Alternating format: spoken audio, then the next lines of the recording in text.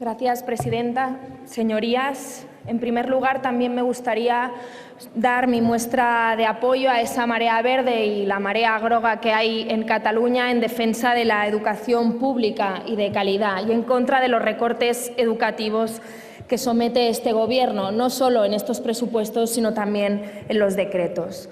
A nuestro entender, a algunos les ha molestado que viniéramos con camiseta. Yo creo que lo que les debería preocupar es que haya cientos de miles de ciudadanos movilizándose. En Barcelona, la manifestación de esta mañana ha llegado a más de 150.000 personas y deberían tomar nota. Desde la oposición, nuestra tarea no es venir en camiseta, eso es cierto, es venir a traer alternativas y propuestas. Pero cuando un Gobierno no escucha y no acepta ni una de las 3.000 enmiendas presentadas por la oposición, a veces la única alternativa que nos queda es traer también la propuesta a este Congreso, y un Gobierno que se hace el sordo, como mínimo, si ve la protesta dentro del Congreso, a lo mejor les toca algo la sensibilidad. Sobre las secciones que ahora debatimos, hemos presentado una enmienda a la totalidad porque entendemos que son unos presupuestos inaceptables en todos los sentidos. A nuestro entender, unos presupuestos triplemente injustos, desde el punto de vista de los ingresos, desde el punto de vista de los gastos y desde el punto de vista de la deslealtad institucional. Pero yo quería empezar haciendo una reflexión, porque ustedes han cometido, en primer lugar, antes de esta injusticia de presupuestos, un fraude democrático, ganando unas elecciones diciendo todo lo que no harían para, una vez teniendo los votos de la ciudadanía, en 2 semanas aumentar los impuestos a las rentas del trabajo y recortar servicios públicos. Y esto es lo que son también esos presupuestos, un fraude democrático.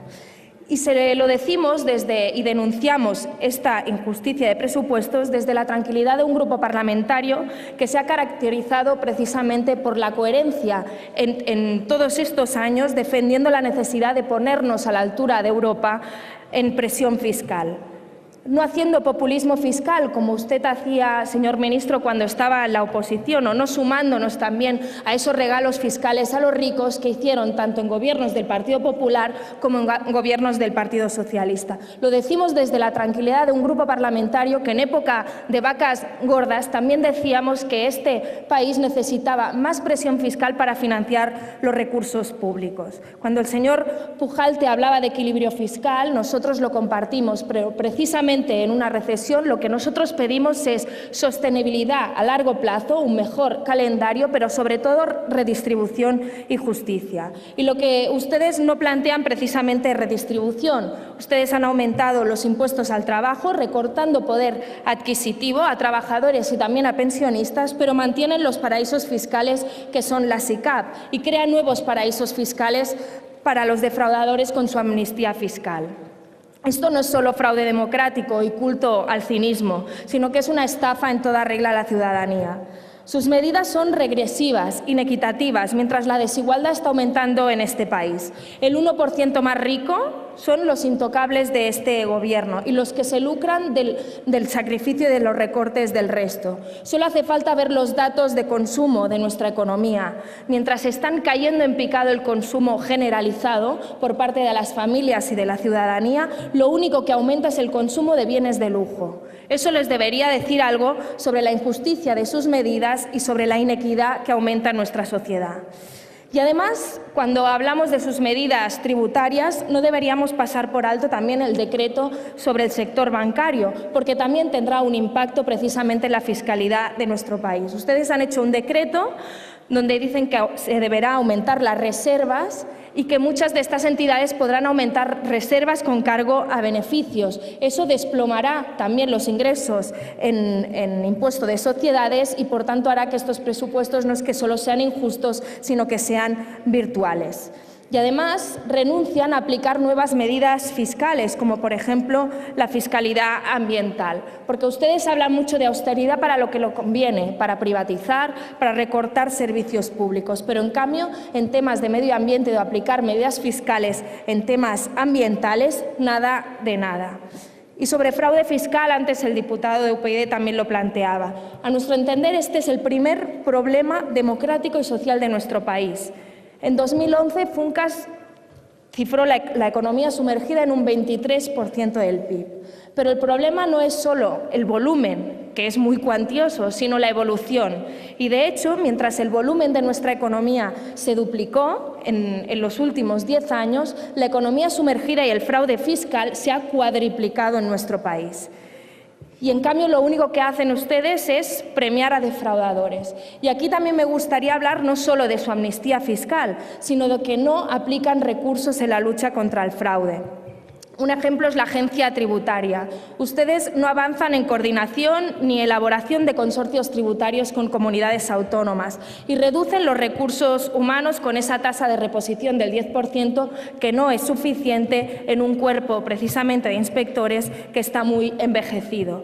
Y tampoco son exigentes, por ejemplo, en pedir los datos y la información a las entidades bancarias sobre los delincuentes fiscales en nuestro país. Hoy conocíamos, desgraciadamente, que el señor Botín vuelve a ser amnistiado porque corrigió a tiempo lo que era un delito fiscal, que era no pagar precisamente con sus impuestos. Hoy lo hemos vuelto a saber. Y realmente la combinación de unos presupuestos injustos, de los recortes sociales, de unas medidas tributarias completamente injustas, combinada con esa amnistía a los delincuentes y a los grandes defraudadores, aumenta la percepción de injusticia y sobre todo la indignación entre la ciudadanía, y eso es un polvorín social que les va a explotar delante de sus ojos.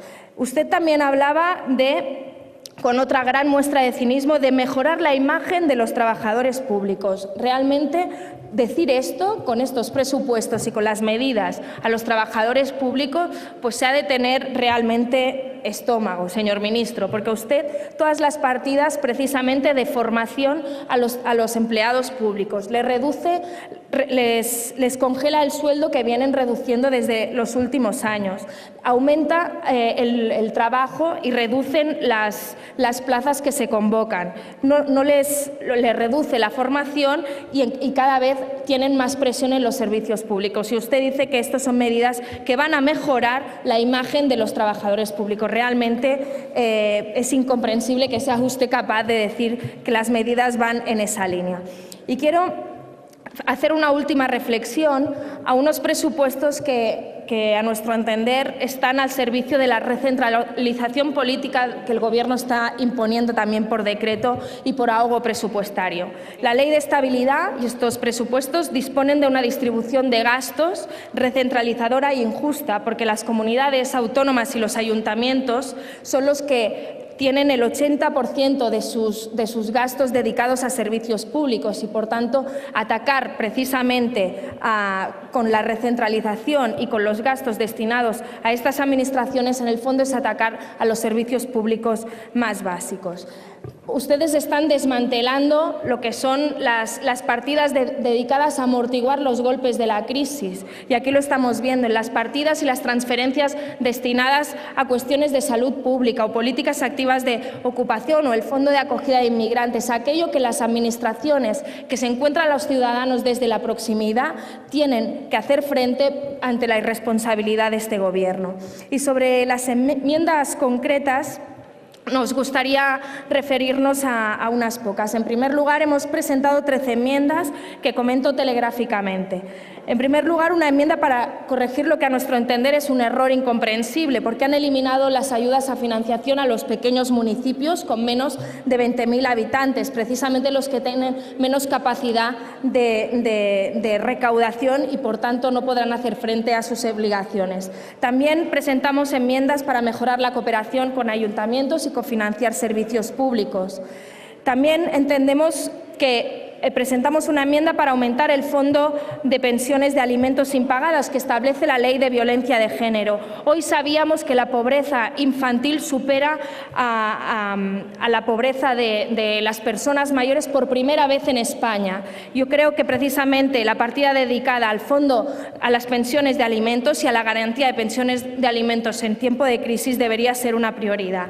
Y finalmente, para terminar, referirme a la dotación presupuestaria que ampliamos a Radio Televisión Española y a la agencia AEFE. Nosotros entendemos que es un momento de austeridad, pero una cosa es reducción presupuestaria y otra es desmantelamiento vía presupuestaria y vía decretos y vía imposición a dedos de la Dirección de los Servicios Públicos de Información es el desmantelamiento de estos servicios públicos. Una democracia fuerte necesita unos servicios públicos fuertes, de calidad y que puedan cubrir la información. Ustedes están desmantelando esos servicios. Señora Ortiz, tiene que finalizar. Y entendemos que deberíamos corregirlo vía la enmienda que presentamos. Muchas gracias. Gracias, señora Ortiz. Por conveniencia.